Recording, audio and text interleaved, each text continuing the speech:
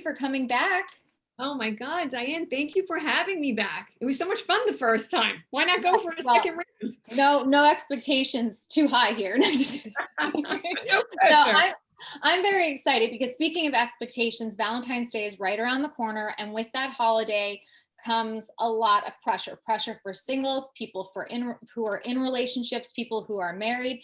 And where do you even begin? Because I always called it a Hallmarkian holiday. It's a man-made holiday that has become commercialized with chocolates and cards and flowers. And there's a lot of pressure to this one day. How do we cope? How do we navigate it, Rori? So, it's so true because I also have the same thought, like it's a Hallmark holiday, like it's something that was man-made and something that should be fun. It shouldn't be pressure. And I always tell people, whether you're single and maybe you don't have somebody, who's your significant other at the moment, like, why can't we enjoy our girlfriends? Why can't we enjoy ourselves? Why can't we love ourselves? I know, Diane, that it always sounds cliche, like you have to love yourself first before you can love someone else, but it's so true. Yeah. Because when you are genuinely happy as a person and you feel grateful, then everything else kind of just falls into place. I have to tell you something. I was in an Uber yesterday, coming home from my manicure, going home to my husband and my daughter. And I just said to myself, it's time sometimes in life, I don't know what it was, but nothing really happened. But I said, we're always like complaining or thinking or wanting or climbing the ladder. But when do we actually stop and smell the roses, right? Mm-hmm. I just felt like a feeling of being grateful for everything I have in my life. And you know what? Grateful for all the things I don't have in my life. Yes. Right? I believe in timing. I believe that Valentine's Day is really another day to show anyone in your life that you love them. It doesn't have to be all about romance. No. Yeah. I like how you put that, because it's an opportunity to love those that you care for. And it's also an opportunity of gratitude and of appreciation for what you have and what you don't have, because some people, life is not easy. And we talk about that a lot. There's a lot of struggles, but appreciate what you have in the moment, because so much of everything, it's fleeting. It's really fleeting. So that kind of harkens back to those that, and I don't want to really reference the love languages too much or know how much credence you put into them, but for people that are an acts of service love language, or I guess it's a gift giving. Gift giving. For me, like those are my last two. Those are my last two. Like, what's more important for me is like physical touch. For me is like number one. Like, okay. I feel like I'm a warm person, and the person that I'm with, like, I like to hold my hand. I want to be hugged and kissed. Like, that shows me like that's genuine. Do you know what I'm saying? Like, we all can do acts of service and we all can buy someone a gift. It's just, if you have money, right? It's not so hard. Right. So where's it coming from? Like, where's the heart and all of that? For me, I'm I guess it's words of affirmation. I'm very much into hearing expressions and like communicating. Like, I need to communicate. I need that morning text and that good night text. And to me, that's what you do. Yeah. It shows like to me, it's like a validation of caring, that someone's taking that minute to just think about me. And it sounds so trivial, but to me, if I don't get it, I get like, over analytical, and I'm just like, why didn't you text me? What happened? And you're like, take a minute. Right. And you know what? That's why I'm sure, you need someone who really is a healthy communicator. Right. You need someone to be able to tell you how they're feeling, what they're thinking, and being obviously emotionally available, because that would torture someone like yourself. Yes, absolutely. Well, now that we've gone into the recesses of my needs, but for Valentine's Day, let's approach our single population. And I've seen a more of a shift, especially with like millennials and Gen X, and there's more of a shift of like, whatever to this holiday, let's just keep it light and fun, and let's have a party with our friends and not make it a big deal, or like, let's abstain completely from it if you're feeling in that mood. What is some advice that you have to singles who might be really into Valentine's Day and feeling a bit lonely this year. I think that whenever we have something in life, whether it's Valentine's Day, a birthday, a big anniversary, whatever's happening, it's always good to make a plan. So you know what? That day might not be something maybe that either, you have a significant other, or maybe you had a bad breakup. So you're really not into, feeling like you really want to do something, or you don't want to feel bad about yourself.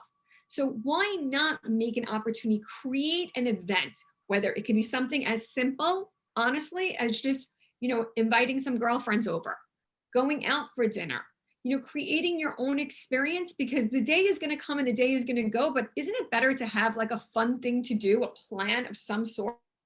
You know what? If you know that you don't want to be alone, and having people that are positive, that you love, being around them, that to me is that always kind of gets like me out of the funk. Like, Yeah. I know, like, creating an opportunity, like, that's why being a doer in life is so attractive. It doesn't matter what you're going through. We all have our ups and downs. We all experience, the lonely Valentine's Day, the breakups, divorces, whatever, right? Some really heavy, some not so. But I feel like, be the doer, take initiative, be the creator. Look, it could also be something as simple as, you know what? I want a bubble bath tonight. I Mhm. want a massage tonight. I'm going to do my own self-care night and just have a nice meal. Whatever it is that turns you on, like, you should do, right? It should be, and we'll also, sometimes, people will talk, and I don't know if this is a little taboo, but it's the same thing we talk about, even like self-pleasure, right? We always say, if you want someone to be able to, make you happy, you kind of need to know what makes you happy. So what's wrong with that? It depends on where you want to go, like I said. Right. But listen, there's so many ways. If you look at the glass, like I say, half full, and you're a positive person, trust me, like, it's all going to work out for your own benefit. Right. No, and that's great advice. When I was younger, in my mid 20s, I was heartbroken over this guy that I really fell for. And my friend was having a party that night. And she called me and she said, "Where are you?" And I was crying, crying. I put this person on a pedestal he did not deserve. But crying over this, and I went to Duane Reade, the local pharmacy in the city. I got Preparation H for my bags under my eyes, the whole thing. And my other friend was with me, and I was just sobbing. And my friend hosting the party is like, "Where are you?" And I said, "Oh, this guy broke up with me. I found out that he has a girlfriend. And can you imagine? He was lying the whole time and blah, blah, blah." And she said, "Can you walk?" And I said, "Yeah." She said, "Get to my party now." She said, "No one deserves that much power over you. Now is now. Now is the time to live." She said, "Get to my party." And sure enough, I got out of the funk by going to the party and being around people I cared about. And the guy was like obsolete within 24 hours. Right. He's like, you gave him too much space in your head. Right. Like, people like that, I always say, you know what, if you don't see the value and you don't feel the value, next. Next. Exactly. But it goes back to, don't allow yourself to ruminate in a bad feeling. Get up and, like you said, and be a doer. Active. Yeah, Exactly. be proactive in that. All right, so those are our singles. Singles, I hope you feel better about Valentine's Day now that Rori gave us this good information. Now, those in the beginning of the early stages of a relationship, let's say like you just committed to one another, you're exclusive, your boyfriend, girlfriend, what should be the expectation and how do you discuss this with your new significant other? So you're asking more about like the gifts, like what's appropriate? Yeah, like or even how to celebrate it, like what's appropriate. Let's say one person's like kind of meh about it, but the other person is like, if I don't get this and this, like, see ya. Well, I don't think it's ever good to put like, oh my God, like, I don't want to say boundaries, but if you don't need to put like an expectation out there, like, hi, an ultimatum. If I don't get this, Yeah. then I'm out. Like, that's not fair either, because your expectation, who knows, could be unrealistic depending on where you are in the relationship. Listen, I think it's important, like you said, you're someone who needs words of affirmation, right? Yes, I So need I a think card at least. that it's also smart. Listen, men, women, we're not mind readers, right? You have to communicate that and say, you know what? I really feel like it's going to be Valentine's Day. Like I'm really into it. It's my favorite holiday. Like whatever you want to say, and it's not about the gift. It should be like, now the person knows it means something to you, right? You communicated that. So I always say Valentine's Day, it's a Hallmark holiday. It should really be about the experience. Let's have a fun experience together. Fun night, fun day, whatever it is. People put too much emphasis, and listen, I love a gift just like the next girl does. But I think you need to know where you are in your relationship. Look, I'm married, okay? And I'm married for 22 years. Okay, so I could say to my husband, listen, I'm usually the person who makes the planner in the relationship. I'm the one who makes the reservations all the time. And I like my role. I'm good with that. But I said to him, there's 3 times a year you need to handle it. My birthday, our anniversary, and Valentine's Day. Not a big deal. And it's funny because he's like, okay, like that's really fair. And I'm happy to do that for you. And I think, like I said, it's not really about the gift, although, like, I will be honest with you, I kind of like, whispered in my daughter's ear what I really wouldn't mind for Valentine's Day. And it's not a big deal. It's something really like a cute little thing. And, men sometimes also are not great like that. We're better. As women, we're more into the details. We're going to think, we're going to plan. You just need to know that besides Valentine's Day, you have a good man, and he's always attentive, and he's doing all the right things. And, in your soul, you feel happy and you feel like this is the right relationship for you. No one's perfect. Yeah. So if they don't get the gift right, it's okay. It shouldn't be a big deal. Listen, your birthday, bigger deal. Comes once a year. It's all about you. That I would say I would be a little bit more of a stickler for that. Even in the beginning of a relationship, like a burgeoning serious relationship. Yeah, because I think that, when you, whatever gift it is, like I said, knowing obviously everybody has different needs, right? Mm-hmm. So you need to feel good about it. You want to know, like, a gift in what you're saying is it's an investment in the relationship. It's saying, hey, I took my money, my time to think about you, and I really want to make you happy. And I want to show you how I feel by giving you this. Yeah.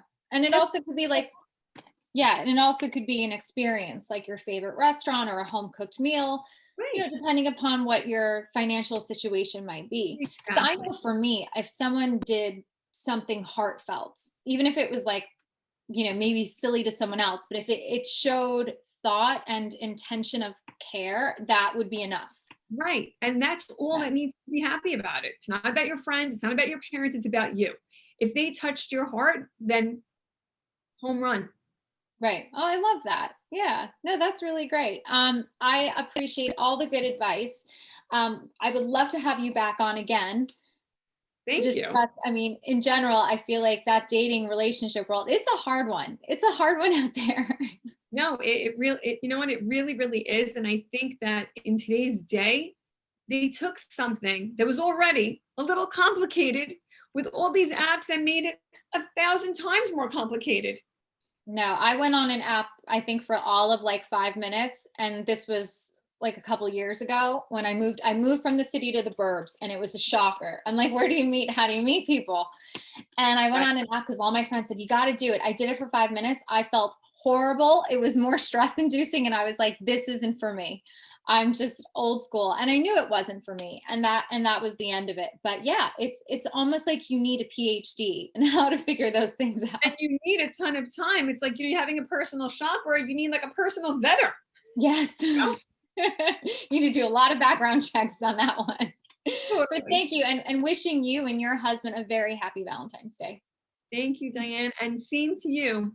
Thank you. See you soon. See you soon. Thanks.